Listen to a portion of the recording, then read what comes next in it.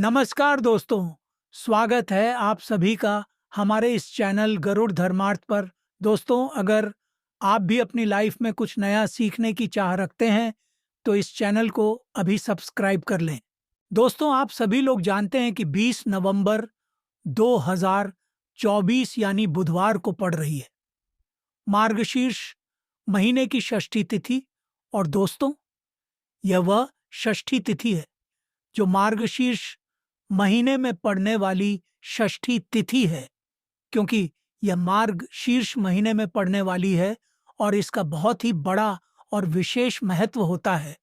पूज्य गुरु जी ने कहा है कि यदि कभी भी मौका लग जाए और मार्गशीर्ष महीने की षष्ठी तिथि बुधवार को पड़ जाए, तो आप लोगों को 7 गेहूं के दाने का उपाय अवश्य ही करना चाहिए। इन दोनों का संयोग बहुत ही कम आता है।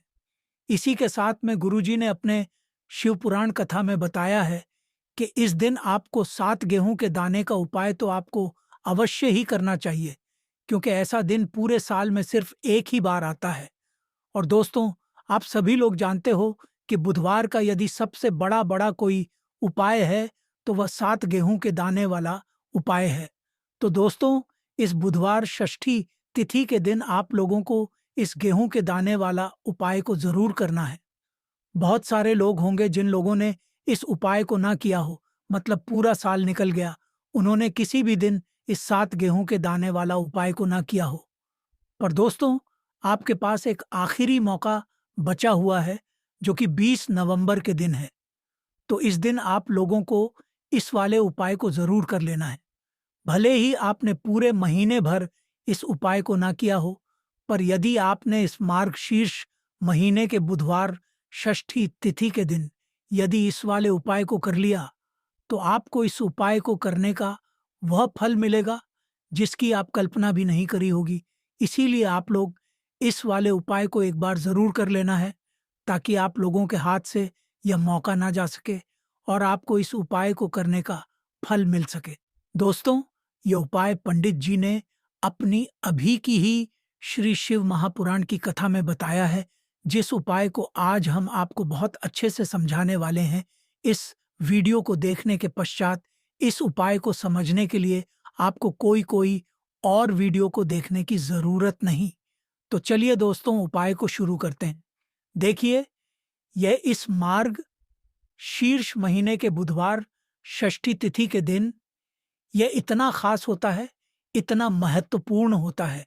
देखा गया है कभी कभी बड़े बड़े पूजा पाठ अनुष्ठान से जो मनोकामना पूर्ण नहीं होते, वह मार्ग शीर्ष महीने के बुधवार षष्ठी तिथि के दिन एक छोटे से उपाय करने से ही आपकी मनोकामना पूर्ण हो जाती है। और बहुत सारे लोगों ने इस उपाय को किया भी, और उनको इस उपाय को करने का फल भी जरूर मिला है। यदि आप लोग भी इस उपाय को करना चाहते हैं, तो आप इस उपाय को पहले अच्छे से समझ लेना, सुन लेना, उसके पश्चात करना। आपको इस उपाय का फल जरूर मिलेगा। और इस उपाय को कर लेने से आपके घर में चाहे किसी भी प्रकार की दुख और समस्या क्यों ना चल रही हो, आपको उसका कारण भी नहीं पता है कि भाई यह समस्या किस कारण से चल रही है। उसका कुछ भी कारण हो सकता है, जैसे से पितृदोष सकता है या किसी भी तरह का मंगल दोष भी हो सकता है। तो इस दिन आप लोगों को यह वाला उपाय कर लेना है। यह एक ऐसा उपाय है जिस उपाय को यदि किसी विशेष दिन पर किया जाए, तो भाई उस विशेष दिन का जो है वह तो हमें मिलता ही मिलता है, पर हमने उस दिन पर इस उपाय को किया है तो हमें उससे भी बड़ा फल मिलता है, और फल बहुत जल्दी मिलता है, क्योंकि आप इस उपाय को बहुत ही बड़े और विशेष दिन पर कर रहे हो। तो चलिए, अब उपाय के बारे में बात करते हैं। लेकिन उससे पहले आप लोगों को यह जानना आवश्यक है कि आखिर यह उपाय किस समय करना है, किसको करना है और कैसे करना है। तो चलिए, हम आगे आपको वीडियो में एक एक करके बता देते हैं। लेकिन उससे पहले, यदि आप लोग हमारे चैनल पर पहली बार आए हैं या फिर मेरी आवाज़ आज पहली बार सुन रहे हैं, तो हमारे चैनल को सब्सक्राइब ज़रूर कर लेना और इस वीडियो को लाइक करके कमेंट बॉक्स में श्री शिवाय नमस्तु भयम ओम नमः शिवाय ज़रूर टाइप कर देना। तो दोस्तों, इस 7 गेहूं के दाने वाला उपाय को हमें इस बुधवार षष्ठी तिथि के दिन कैसे करना है, किसको करना है, किस समय करना है और कहाँ पर करना है, ये सारे सवालों के जवाब आपको इस वीडियो में मिल जाएंगे। और जो ये वीडियो देखेगा भाई, उसको 7 गेहूं के दाने वाला उपाय ज़रूर करना चाहिए, क्योंकि इस दिन 7 गेहूं के दाने का भी बहुत ही बड़ा और विशेष महत्व होता है। और जब बात आ जाए हल्दी की, तो ये सोने पर सुहागा वाली बात है और ये एक बहुत ही बड़ा उपाय हो जाता है इस बुधवार षष्ठी तिथि का। तो अब दोस्तों, इस 7 गेहूं के दाने वाला उपाय को आखिर करना किसको है, सबसे पहले हम लोग वह बात जान लेते हैं। तो देखो, घर की जो बड़ी माताएं बहनें होती हैं, उन माताओं बहनों में से कोई भी एक बड़ी माता बहन इस वाले उपाय को कर सकती हैं।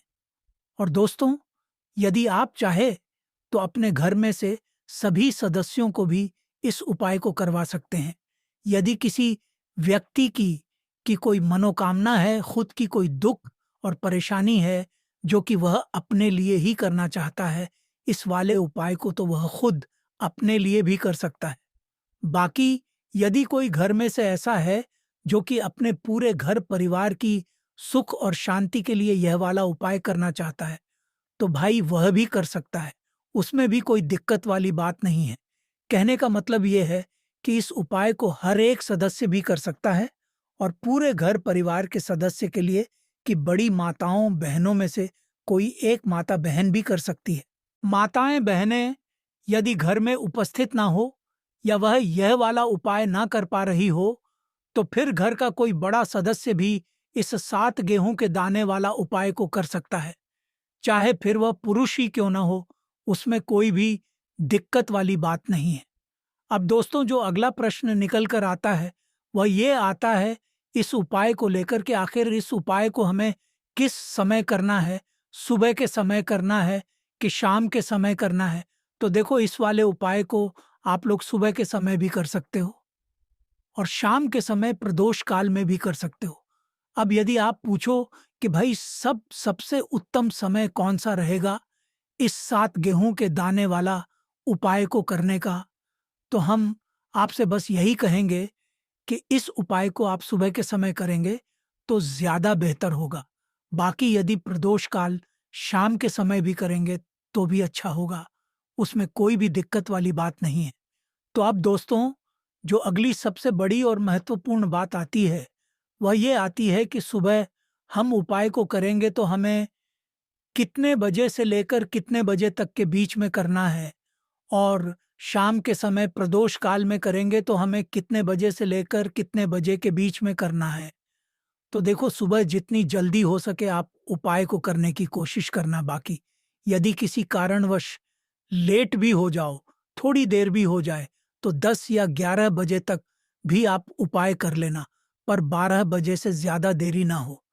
ठीक है, इस बात का ध्यान रखना।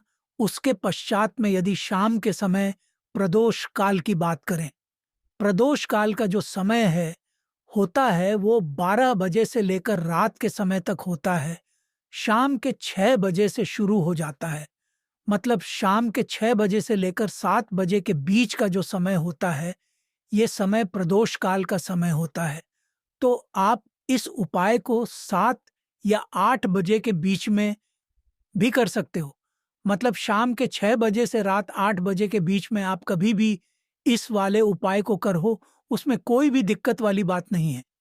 तो मार्गशीर्ष का महीना ही है जो आपको धन, दौलत, पुण्य दोनों ही देने वाला है। मार्गशीर्ष के महीने में तुलसी का पूजन करके, श्री हरि विष्णु से जुड़े हुए कुछ उपाय करके आप अपने जीवन की निर्धनता, धन से जुड़ी समस्याएं, कर्जे से जुड़ी समस्याओं को सदैव के लिए दूर कर सकते हैं। तो यह वही महीना है जिस माह में भगवान विष्णु योग निद्रा से जागते हैं। भगवान विष्णु को तुलसी अति प्रिय है, इसलिए पूजा में भी विशेष रूप से हम तुलसी का उपयोग करते हैं। और बिना तुलसी दल के बिना तुलसी मैया के श्री हरि विष्णु की पूजा और उनका भोग दोनों ही अधूरे होते हैं। इसीलिए मार्गशीर्ष के महीने में ऐसा उपाय आपको बताने वाले हैं जिसे करने से श्री हरि विष्णु की असीम कृपा आपको मिलेगी और माँ तुलसी से ऐसा आशीर्वाद मिलेगा, जीवन का हर दुख, हर कष्ट, गरीबी, निर्धनता, कर्जे से जुड़ी समस्याएं सब कुछ ही आपके से दूर हो जाएगा और सुख, समृद्धि, धन, वैभव, ऐश्वर्य सब कुछ आपको अपने जीवन में आसानी से मिलने लगेगा।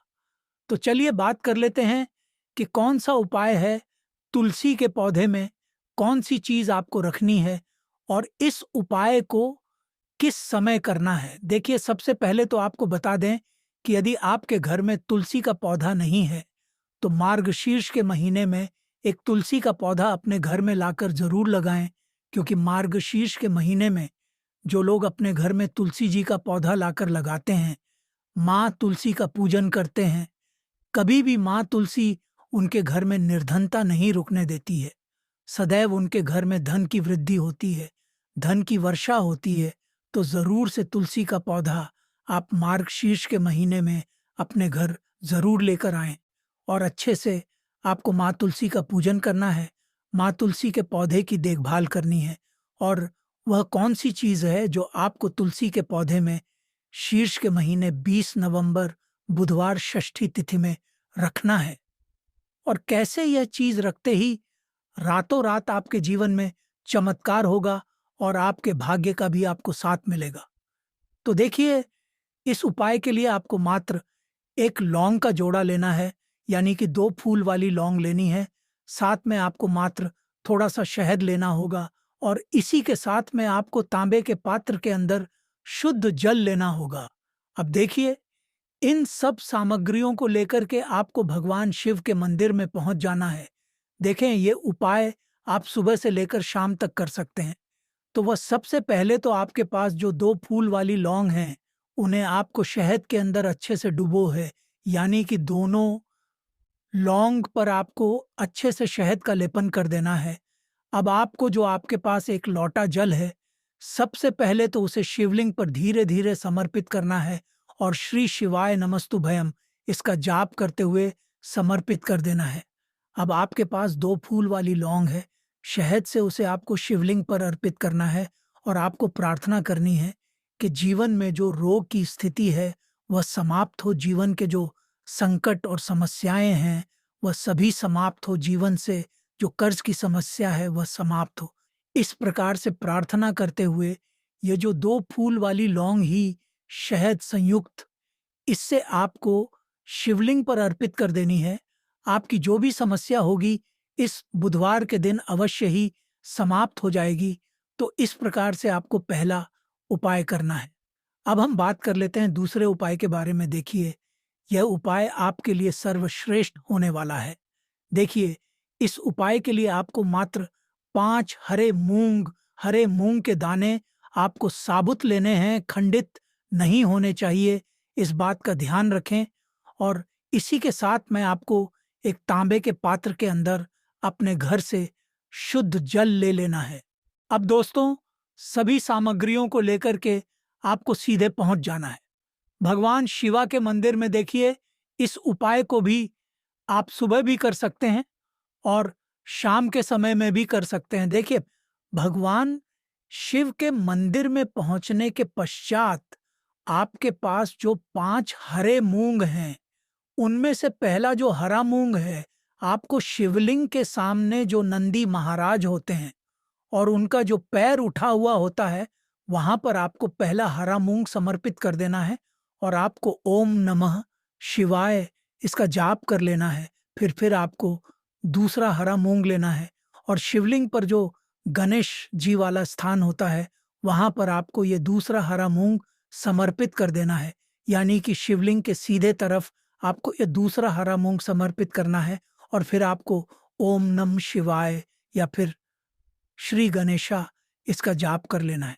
तीसरा हरा मूंग का दान आपको भगवान शिवा की सबसे प्रिय पुत्री माता अशोक सुंदरी वाले स्थान पर समर्पित करना होगा।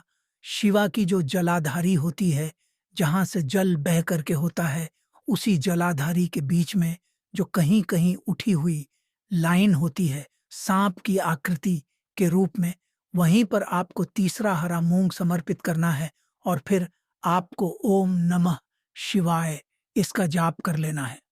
अब दोस्तों, चौथा जो हरा मूंग है उसे आपको भगवान कार्तिकेय जी का जो स्थान होता है शिवलिंग पर, वहां पर आपको यह चौथा हरा मूंग का दाना समर्पित कर देना है और आपको ओम नमः शिवाय इसका जाप कर लेना है।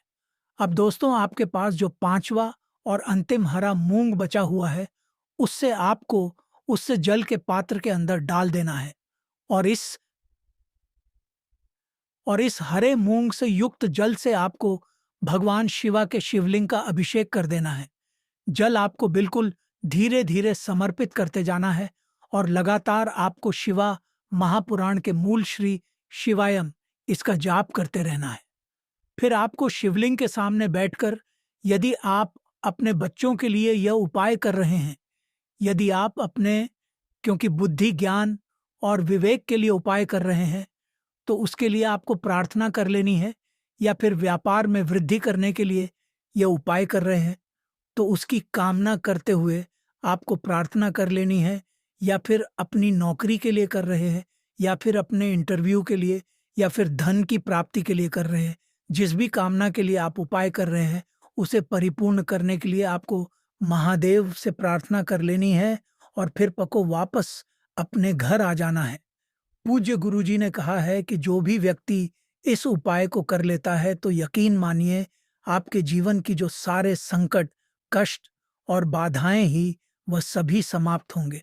अब हम बात करते हैं अगले उपाय की। इस उपाय के लिए आपको एक दीपक लेना है।